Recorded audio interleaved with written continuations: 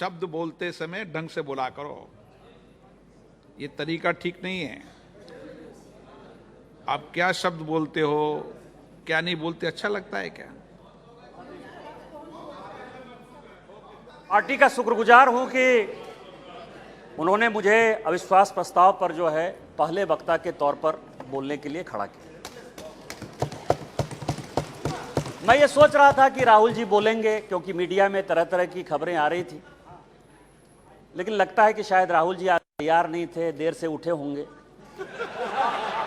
तो नहीं बोल पाए। कोई बात नहीं है, गौरव गोगोई जी ने बोला, बहुत अच्छा बोला।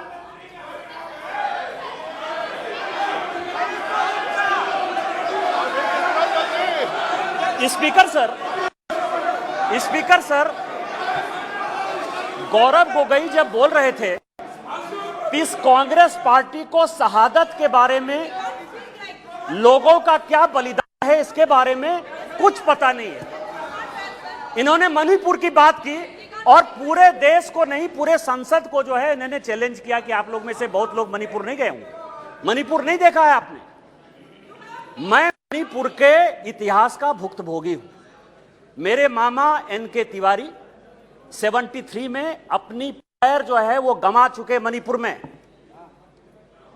और 1989-90 में मणिपुर में उनके ऊपर अटैक हुआ। सीआरपीएफ के वो डीआईजी हुआ करते थे, और जो जगमोहन जी ने अपनी किताब लिखी है माई फ्रोजन टर्बुलेंस इन कश्मीर, उसमें उन्होंने 10 बार जिक्र किया है कि यदि एनके तिवारी जैसे अफसर नहीं होते तो शायद कश्मीर नहीं बचा पाते।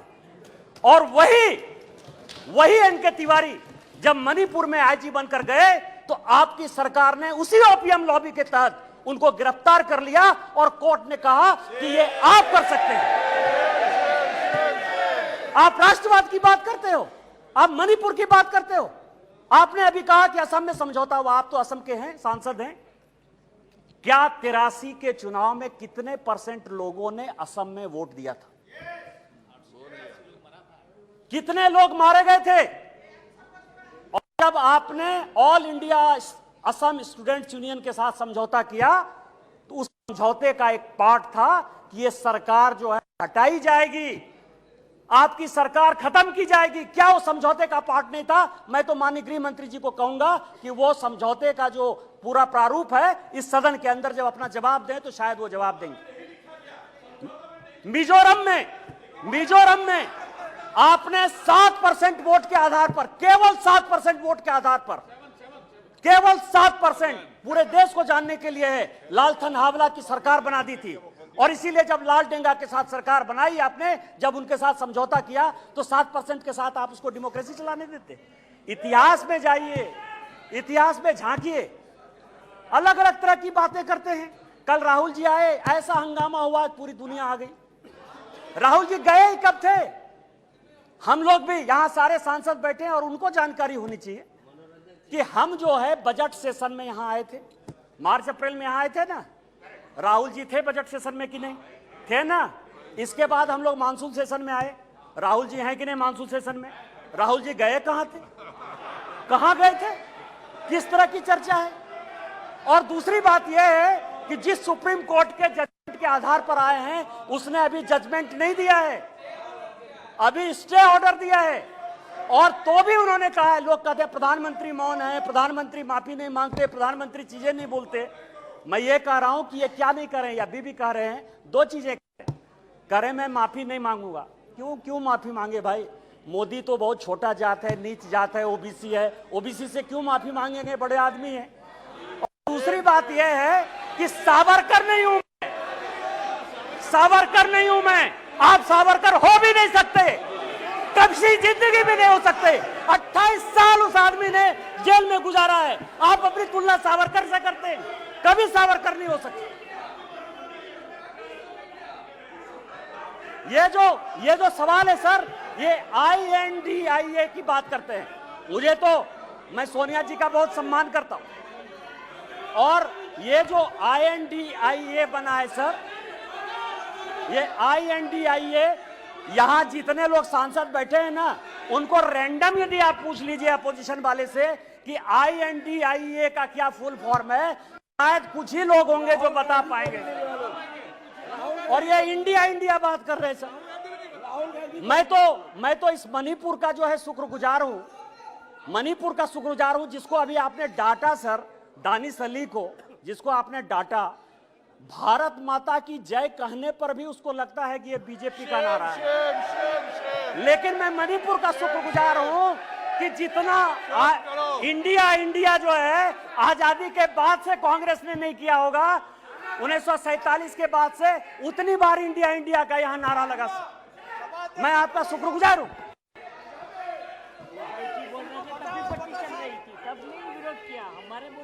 मेरे प्रधानमंत्री अध्यक्ष महोदय, मेरे प्रधानमंत्री एक बात कहते हैं कि ये अविश्वास प्रस्ताव नहीं है। प्रधानमंत्री जी कहते हैं कि ये अविश्वास प्रस्ताव नहीं है, ये अपोजिशन में विश्वास प्रस्ताव है कि कौन अपोजिशन में कौन किसके साथ है। जब माननीय प्रधानमंत्री जी ने यह कहा तो मैंने सोचना शुरू किया सर कि प्रधानमंत्री जी ये बात क्यों कर रहे हैं, हमारे खिलाफ अविश्वास प्रस्ताव है, लेकिन वो कह रहे हैं कि अपोजिशन वाले अपने विश्वास प्रस्ताव की बात कर रहे हैं और उसमें वो देखना चाहते हैं कि कौन दल सचमुच उनके साथ है।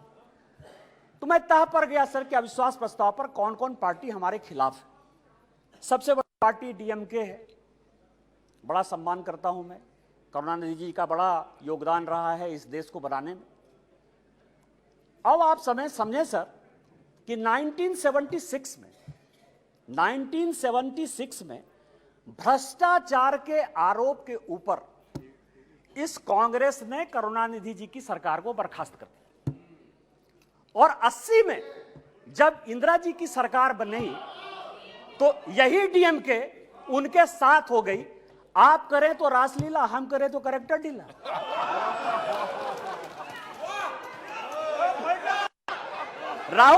राजीव गांधी का मर्डर हुआ सर, राजीव गांधी का मर्डर हुआ, 2 कमीशन बना, वर्मा कमीशन बना और जैन कमीशन बना, और जैन कमीशन ने कहा कि लिट्टे को सहयोग करुणानिधि जी की पार्टी डीएमके देती थी।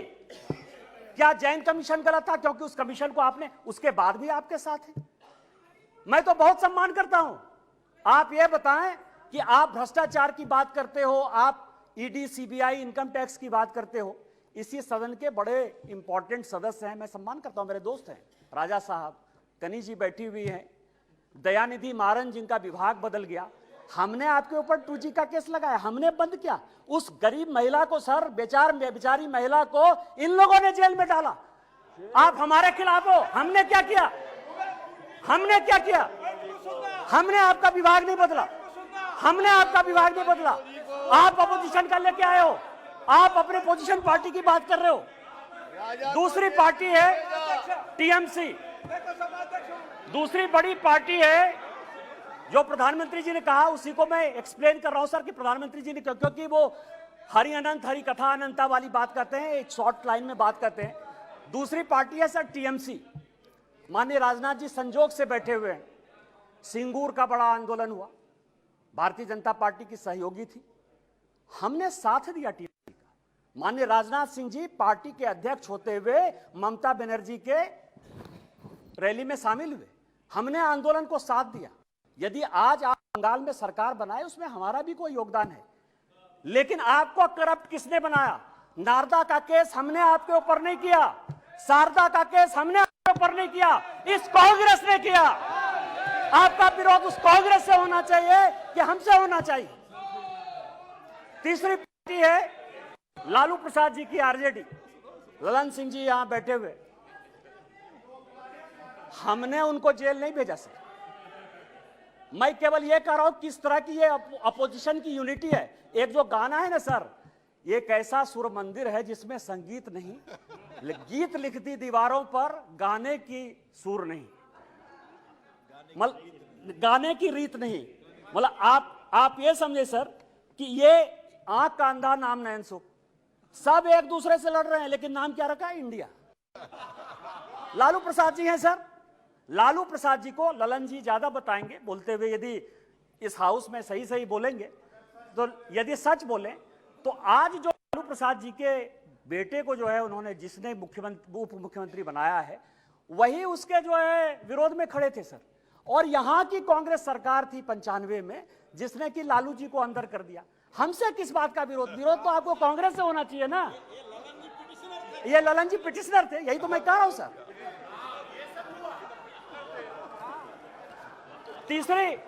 तीसरी पार्टी है सर मुलायम सिंह यादव जी। चौथी पार्टी है मुलायम सिंह यादव जी की पार्टी सर।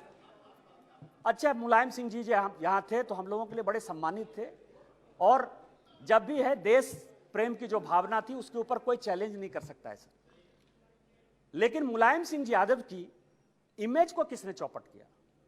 ये मेरे पास यदि बोलेंगे सर, सारे पेपर में लेके आया हूं कि विश्वनाथ चतुर्वेदी जो है कांग्रेस के कार्यकर्ता है, पीआईएल करते, और सीबीआई का केस जो है 2007 में डिसप्रोपोर्शनेट एसेट का मुलायम सिंह यादव जी के ऊपर हो जाता है। 2008 में इसी साल में मुलायम सिंह यादव जी ने आपको सीबीआई के डर से न्यूक्लियर में सपोर्ट किया कि उन्होंने अपनी आइडियोलॉजी के तहत किया, ये आप बता दीजिए जनता को, और उसके बाद आपने इनकम टैक्स का केस कर दिया। और हमने क्या किया मुलायम सिंह यादव जी के साथ? हमको पता था कि वो ईमानदार आदमी है, हमको पता है कि देश के प्रति उनकी भावना जो है, और ये पिछड़े दलित शोषित वर्ग से आते हैं, इसीलिए कांग्रेस ने उसको ये किया। हम लोगों ने सीबीआई के सारे केस को खत्म किया, और आज मुलायम सिंह यादव जी के ऊपर केस ने, फिर भी मुलायम सिंह यादव जी हमारे विरोध में, और उसके बाद पद्म भूषण भी दिया हमने। उस दिन सुप्रिया जी बहुत बोल रही थी, एनसीपी है नेचुरली करप्ट पार्टी। कहा है सर? माननीय प्रधानमंत्री जी ने कहा है, बीजेपी कहती है, हम लोग कहते रहते। मैं गया उनके तह पर गया कि 80 में मैं केवल अपोजिशन यूनिटी की बात कर रहा हूं सर। 80 में शरद पवार साहब की चुनी हुई सरकार को किसने बर्खास्त किया? हमने नहीं किया, इस कांग्रेस पार्टी ने किया। किस आधार पर शरद पवार साहब ने एक अलग एनसीपी बनाई थी? हमने नहीं कहा शरद पवार साहब को बनाने के लिए। किस आधार पर जब हम पहली बार यहां जीत कर आए तो रोज जो है इसी तरह की महंगाई की बात होती थी, एक एक्सचेंज की बात, कमोडिटी एक्सचेंज की बात होती थी, रोज पवार साहब के ऊपर आरोप लगते थे, हमने नहीं लगाया। और फाइनली पवार साहब जैसे सीनियर आदमी को कंज्यूमर अफेयर्स मिनिस्ट्री छोड़ना पड़ा। और उसके बाद मैं कागज देख रहा था सर, 2012 और 13 में जिसके लिए कहा कि 70,000 करोड़, जिसके लिए कि काफी पहले तो अब धीरे से बोलती थी, हंस के बोलती थी तो अच्छा बोलती थी, अभी थोड़ा जोर जोर से बोलती है। अब आप समझिए कि व्हाइट पेपर इसी कांग्रेस के चीफ मिनिस्टर पृथ्वीराज चौहान ने किया। छगन भुजबल जी के ऊपर महाराष्ट्र सदन का केस इसी पृथ्वीराज चौहान ने किया, उन्हीं के एसीबी ने किया। 70,000 करोड़ के इरिगेशन स्कैम का भी केस इसी कांग्रेस ने किया। हमने क्या किया आपके साथ? हमसे क्यों, किस बात की लड़ाई है? हमने आपके साथ क्या किया? आपको तो इस कांग्रेस को देखना चाहिए था। इसके बाद एक पार्टी है सर, फारूक अब्दुल्ला साहब, बड़े सीनियर हैं यहां। 1953 में, याद करिएगा सर, 1953 में शेख अब्दुल्ला साहब को जेल में इसी कांग्रेस पार्टी ने बंद किया। 1975 तक 22 साल वो आदमी जेल में रहा इस कांग्रेस पार्टी के कारण।